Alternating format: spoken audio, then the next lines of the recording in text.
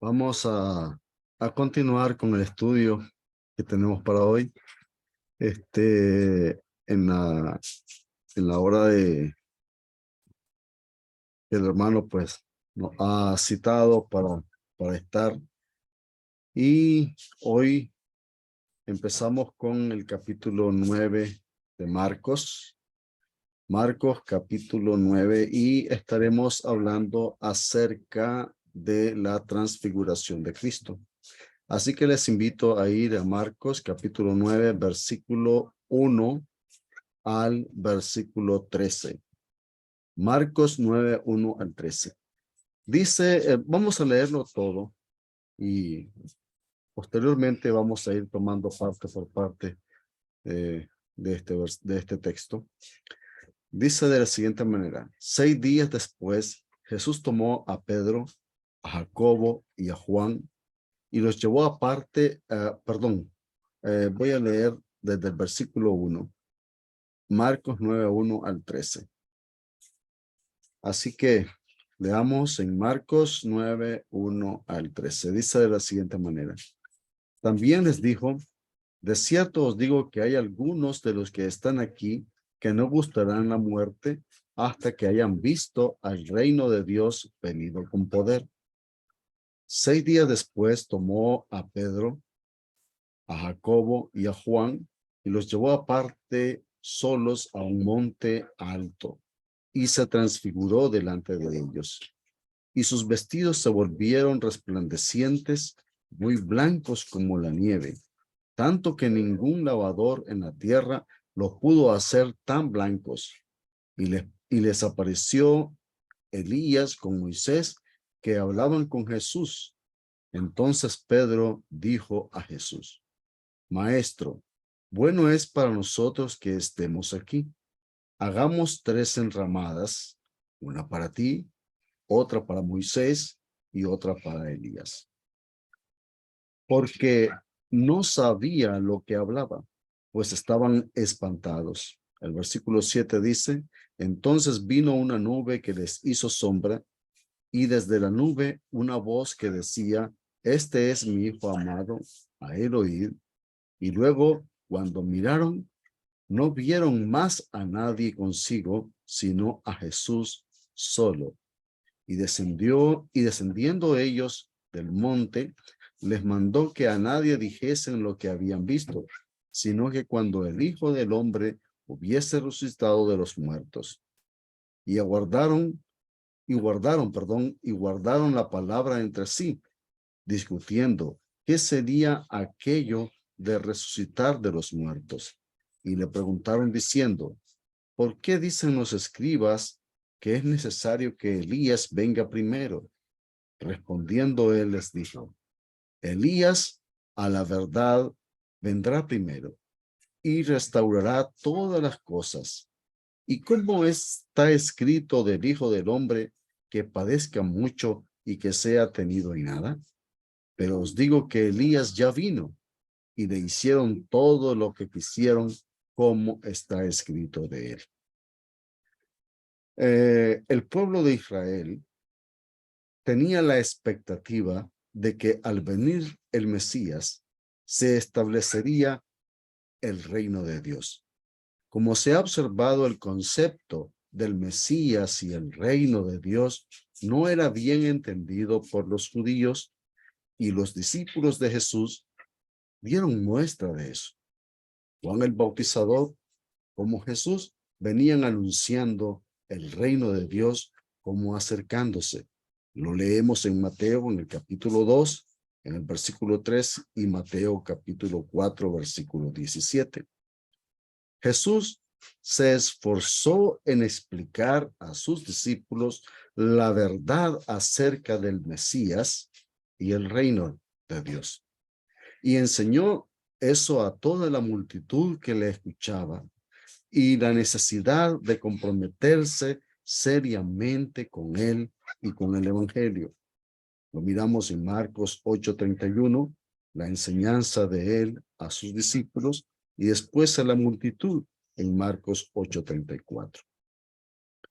Así que no podemos pasar por alto en nuestro estudio la conexión de Marcos 9:1 tiene con todo lo dicho anteriormente.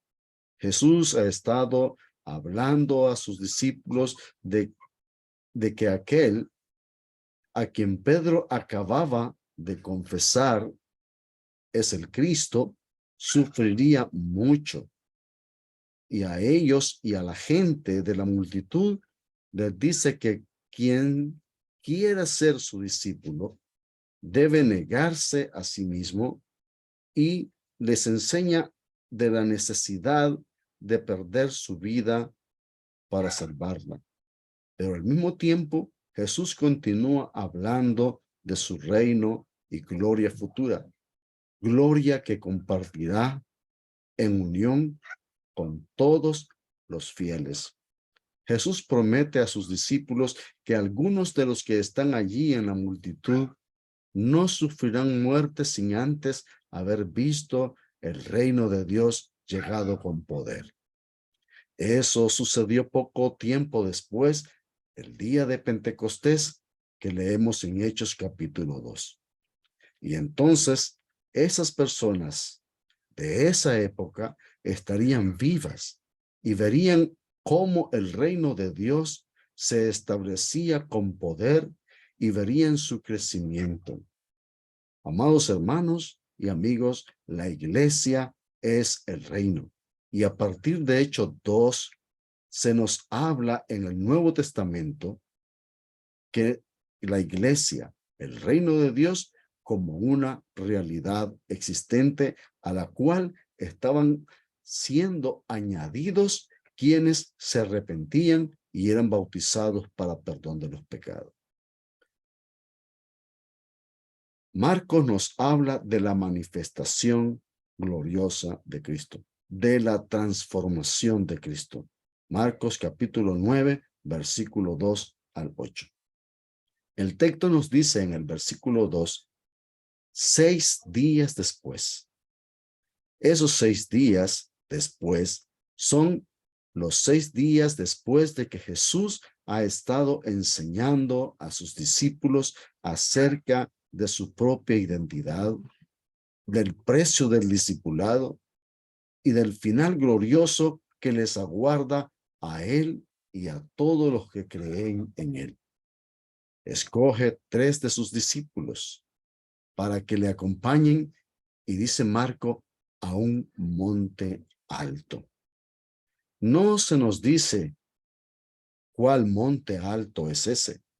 Solo se dice a un monte alto. Marcos 9:2. Aunque es posible, según muchos comentaristas, se refiere al monte de Hermón, debido a su altura y por estar cerca de la región de Cesarea de Filipos, el lugar de la confesión de Pedro, que leemos en Marcos 8:27. Jesús escoge entonces a Pedro, a Jacobo y a Juan. No se nos dice por qué escogió a Pedro, a Jacobo y a Juan para que le acompañaran. Quizás fue así debido a que en la ley de Moisés era necesario el testimonio de 2 o 3 testigos, según Deuteronomio capítulo 9, versículo 15. Se transfiguró, dice Marcos, delante de ellos. Cambió, en otras palabras, de forma, en presencia de sus discípulos. Lucas, en el capítulo 9, en el versículo 29, Lucas 9:29, nos dice que la apariencia de su rostro se hizo otra. La forma que tenía era glorificada. Según Mateo 17:3, nos dice, Mateo 17:3 nos dice, y resplandeció su rostro como el sol, y sus vestidos se hicieron blancos como la luz. Marcos, en el Capítulo 9, versículo 3, nos dice que sus vestidos se volvieron resplandecientes, muy blancos como la nieve, tanto que ningún lavador en la tierra puede hacer tan blancos. Así que Jesús cambió de una forma humilde, humana, a una forma gloriosa, al Rey de Reyes y Señor de Señores. En cambio, el cambio de la forma de Jesús a una forma gloriosa, amados hermanos, es un anticipo de la gloria que recibirá tras su sufrimiento y muerte en la cruz. Los 3 discípulos de Jesús apreciaron este anticipo de su gloria. A ellos se les permite ver el cuerpo glorificado que recibió Jesús después de su resurrección. Así, un día todos los que confían en Cristo y por causa de Él estén dispuestos aún a perder la vida, es decir, que se comprometan seriamente con Él, serán glorificados. Esa es la esperanza de todo cristiano fiel, de la cual Pablo, el apóstol, habla en Filipenses, en el capítulo 3, en el versículo 21. Filipenses 3:21 dice, el cual transformará el cuerpo de la humillación nuestra para que sea semejante al cuerpo de la gloria suya, por el poder con el cual puede también sujetar a sí mismo todas las cosas.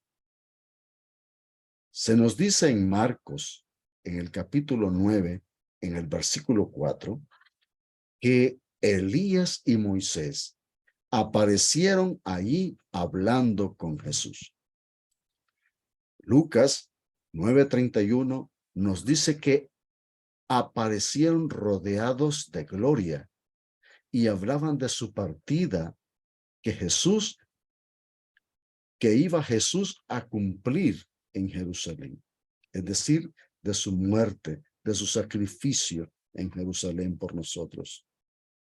Estas 2 figuras del Antiguo Testamento, Moisés y Elías, son importantes. Por un lado, Moisés representaba la ley que regía al pueblo de Israel y Elías a los profetas del Antiguo Testamento. Al aparecer así en ese momento, se es confirmado el testimonio de las Escrituras acerca de Jesús. Él es aquel profeta que había de venir. Él es el Mesías. Y luego desaparecen, dejando así a Jesús solo. De la misma forma que repentinamente aparecen, de la misma forma repentinamente desaparecen, dejando a Jesús solo y demostrando con eso el hecho de que Jesús es del cual ellos hablaron. E inmediatamente Marcos nos habla de la voz de los cielos que da testimonio acerca de Jesús, da a conocer la verdadera identidad de Jesús, según Marcos 9:5-9, que dice de la siguiente manera: entonces Pedro dijo, Maestro, bueno es para nosotros que estemos aquí y hagamos 3 enramadas, una para ti, otra para Moisés y otra para Elías, porque no sabía lo que hablaba, pues estaban espantados. Entonces vino una nube que les hizo sombra, y desde la nube una voz que decía, este es mi hijo amado, a él oíd. Y luego, cuando miraron, no vieron más a nadie consigo, sino a Jesús solo. Y descendiendo ellos del monte, les mandó que no dijesen lo que habían visto, sino cuando el Hijo del Hombre hubiese resucitado de los muertos. Pedro, al igual que los otros dos discípulos, está aterrado. Están sin saber qué decir. Pero aún así, Pedro habla y habla sin saber lo que dice. Marcos nos dice que Pedro dijo, bueno es para nosotros que estemos aquí. Hagamos 3 enramadas, una para ti, otra para Moisés y otra para Elías. El verso 6 nos dice, porque no sabía lo que hablaba, pues estaban espantados. Pero una nube les hace sombra, según el versículo 7, y una voz desde la nube dice, este es mi Hijo amado, a él oíd. La voz confirma la confesión de Pedro de que Jesús es el Mesías. La voz es del Padre Celestial. Él da a conocer a los discípulos la verdadera identidad de Jesús. Es el Hijo de Dios y recibe de Dios la honra y la gloria. Según el apóstol Pedro, en el capítulo 1, en segunda de Pedro, en el capítulo 1, en el versículo 17 y 18, dice, pues cuando él recibió de Dios, Padre, honra y gloria, le fue enviada desde la magnífica gloria una voz que decía, este es mi Hijo amado, en el cual tengo complacencia.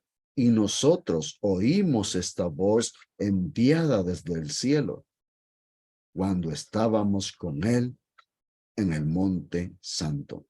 La nube que hizo sombra a los discípulos representa la gloria de Dios, representa la magnificencia de Dios. Y desde allí ellos escuchan una voz y esa voz dice, este es mi Hijo amado. Así que en la transfiguración, el Padre da a conocer a los discípulos la verdadera identidad de Jesús. Él es no solamente el Cristo, el profeta del cual hablaban la ley y los profetas, sino que también es el Hijo de Dios, es Dios. Por lo tanto, es a Jesús a quien debemos oír en todo y a él darle honra y gloria, no a Moisés y a los profetas del Antiguo Testamento. La transfiguración de Jesús ha dejado una duradera impresión en la mente de los 3 discípulos. Ya notamos que el apóstol Pedro, en segunda de Pedro, en el capítulo 1, en el versículo 17 y 18, habla de ese acontecimiento. Él les enseñó de la forma más impresionante que su Señor estaba por encima de ellos. Estaba por encima de los profetas como el dueño de la casa. Lo está sobre sus siervos y ellos debían en todo las cosas creerle y obedecerle y confiar plenamente en él y escucharle. No debemos nosotros escuchar a alguien que no sea Cristo Jesús. Él tiene todo el mensaje que es necesario para que nosotros podamos ser salvos, para que podamos entrar al cielo. Las enseñanzas de Jesús son esenciales entonces para nosotros. Debemos seguirle y obedecerle, aprender a confiar en él y a escucharle, no en los líderes religiosos, no en los sínodos, no en los concilios, sino a Jesús. Este es mi Hijo amado, dice el texto, a él oíd. El Padre nos invita, nos manda a oír a Jesús porque Él es el Señor. Respecto a que esto eh, eh, podemos notar también algo muy importante respecto a este asunto, y es que aparecen Moisés y Elías hablando con él. Lo que nos indica a nosotros que en la muerte no se deja de existir. Esto es algo que debemos considerar también al observar este texto. Moisés y Elías no terminaron su existencia. Ellos continuaron existiendo. Ahora tenemos en Marcos, en el capítulo 9, en el versículo 9, el mandamiento de Jesús de guardar silencio. Marcos 9:9 nos dice que descendiendo ellos del monte, les mandó que a nadie dijesen lo que habían visto, sino cuando el Hijo del Hombre hubiese resucitado de los muertos. Jesús les indica hasta qué momento deben guardar el secreto de lo que han visto y oído. Ellos deben revelar la identidad de Jesús solo cuando Él haya resucitado de entre los muertos. Una explicación para esto es la expectativa popular de un Mesías político. Jesús quiere evitar la proclamación prematura de su mesianismo hasta que haya cumplido su tarea en Jerusalén, de la cual él hablaba con Elías y Moisés en la transfiguración. La gente tenía un concepto equivocado del reino de Dios y del Mesías. Si en ese momento las personas hubieran comprendido de que Jesús es el Mesías, entonces hubieran venido a tomarlo, como en otras ocasiones, para hacerlo rey. Jesús quiere evitar, por eso, una prematura proclamación de su mesianismo hasta que él haya cumplido su tarea. A este mandato de Jesús, los 3 discípulos fueron obedientes, nos dice Marcos capítulo 9, versículo 10, y guardaron la palabra entre sí, discutiendo qué sería aquello de resucitar de los muertos. Es impresionante cómo ellos acatan las palabras de Jesús y mantienen en secreto los sucesos de la transfiguración. Pero algo había que ellos no entendían. Algo había que a ellos les inquietaba.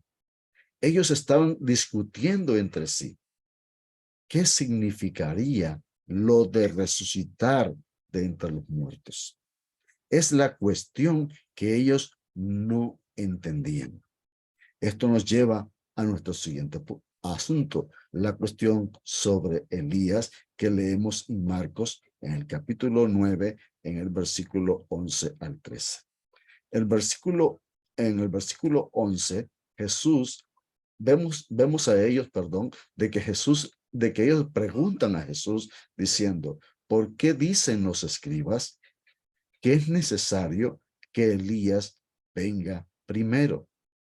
Respondiendo él, les dijo, Elías a la verdad vendrá primero y restaurará todas las cosas. ¿Y cómo está escrito del Hijo del Hombre que padezca mucho y sea tenido en nada?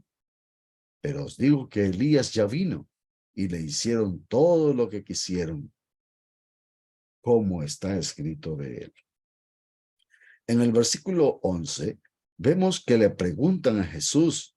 Ellos han estado discutiendo el asunto, han estado inquietos por lo que ha mencionado acerca de la resurrección y le preguntan a Jesús. Entonces, ¿por qué dicen los escribas que es necesario que Elías venga primero.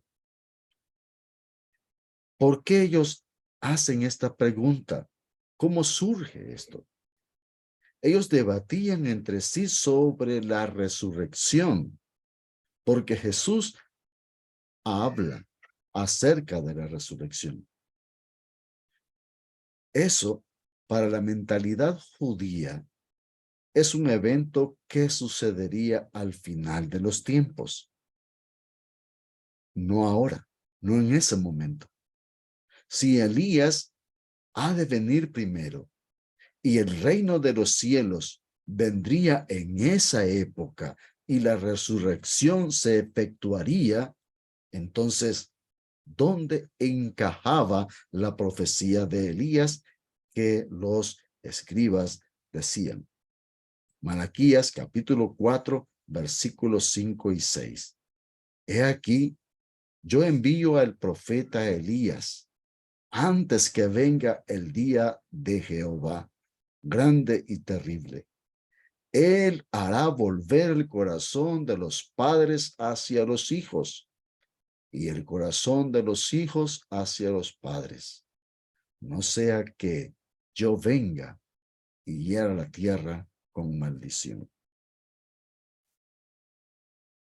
La respuesta de Jesús en Marcos, en el capítulo 9, en los versículos 12 y 13, dice que es verdad lo que ellos dicen, lo que los maestros de Israel, lo que los escribas dicen acerca de Elías, que él viene primero y restaurará todas las cosas. Pero afirma también que Elías ya vino en el precursor de Juan el Bautista. Y en lugar de escucharlo, ¿qué es lo que ellos hicieron? Lo asesinaron. De eso nos habla Marcos en el capítulo 6, en los versículos 14 al 29.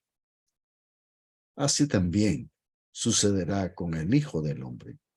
Mateo, en el capítulo 17, en el versículo 11 y 12, nos dice: respondiendo Jesús les dijo: a la verdad, Elías viene primero y restaurará todas las cosas. Mas os digo que Elías ya vino y no le conocieron, sino que hicieron con él todo lo que quisieron. Así también el Hijo del Hombre padecerá de ellos. Entonces los discípulos comprendieron que les hablaba de Juan el Bautista. Juan no es literalmente Elías. Él mismo respondió a quienes le llegaron preguntando si era Elías, y él dijo: no soy. Pero ha venido en el espíritu y el poder de Elías para cumplir la profecía de Malaquías, capítulo 4, versículos 5 al 6, de Isaías, capítulo 40, versículo 3. Jesús dice en Mateo, en el capítulo 11, en el versículo 14, y si queréis recibirlo, él es aquel Elías que había de venir. Así que hubo personas que no reconocieron esto e hicieron lo malo. Escogieron hacer lo malo, dando muerte y haciendo sufrir a Juan el Bautizador. Y lo mismo harían con el Cristo. Y serían juzgados por Dios. De esto habla Malaquías capítulo 4, en el versículo 5 al 6.